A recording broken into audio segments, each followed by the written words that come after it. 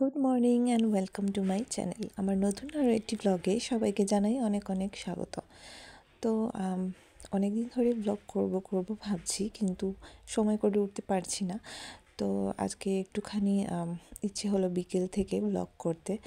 আর তো যেই ভাবা সেই কাজ, একটুখানি ছোট্ট একটা ব্লগ তোমাদের সাথে শেয়ার করব বলে চলে এসেছি।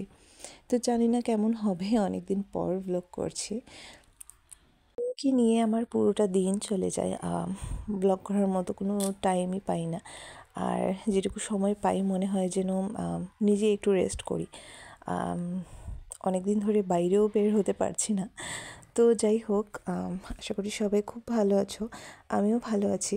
তো বিকেলবেলা ঘুম থেকে উঠে বিছানা একটুখানি ঝেড়ে নিয়েছি। তারপর বিকেলের যা যা কাজ থাকে, আই থিঙ্ক সবারই থাকে এই টুকটাকি কাজগুলো বিকেলবেলা, তো সেগুলোই করছি। আর তারপর হাতের কাজগুলো সেরে তারপর চলে আসলাম মুখ ধুয়ে একটুখানি ফ্রেশ হতে। মুখ টুক ধুয়ে একটুখানি সাজুগুজু করে নেব, মানে একটু চুল আঁচড়াবো আর কি। তো টোনার ইউজ করছি। তারপর একটু লিপ বাম লাগিয়ে নেব, চুলটা আঁচড়ে নেব। তারপর রাতে আর কোনো মানে চুল আঁচড়ানোর ঝামেলা নেই। তো যাই হোক, আমার মেয়ের জন্য একটুখানি খিচুড়ি রান্না করব। তো এক এক দিন ওকে এক এক রকম খাবার দেই, কোনো দিন খিচুড়ি, কোনো দিন সাদা ভাত, মাছ, ডিম এগুলো। তারপর টিফিন করে নিলাম, সন্ধ্যের টিফিন একটুখানি আদা দিয়ে চা করেছি আর কেক। এসব খেয়ে আমার আসলে মন ভরে না।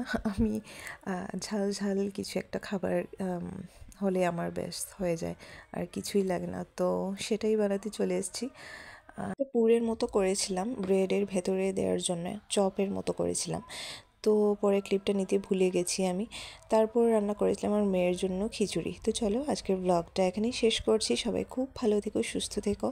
চলে আসবো আবার নতুন একটা ব্লগের সাথে। ততক্ষণ পর্যন্ত আমার ব্লগ দেখতে থাকো। টাটা।